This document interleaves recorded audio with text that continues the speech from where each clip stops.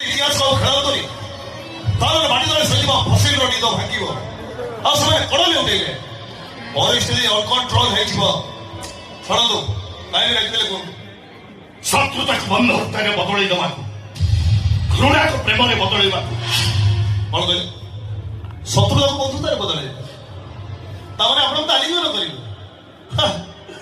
ବୁଝିଲେ? ସବୁ ବୁଝିଲେ। କଣ ବୁଝିଲୁ?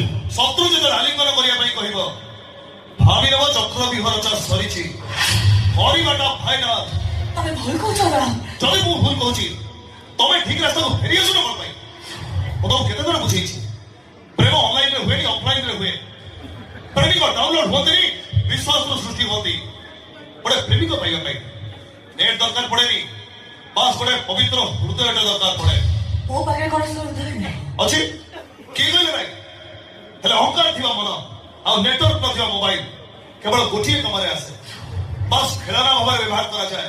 ସେଦିନ ବି କହିଛି, ଆଜି ବି କହୁଛି, ମୋ ହୃଦୟ ଭିତରେ ଯୋଉ ଦି ମହଲା କୋଠାଟା ଅଛି, ଗୋଟେ ହଉଛି ମୋ ରାଧାର, ଆଉ ଗୋଟେ ହଉଛି ଅପାର। ଶୁଣ, ମୋ ଚକ୍ରାପ ଭିତରେ ଥିବା ଶତ୍ରୁତା ଆଗକୁ ନ ବଢୁ।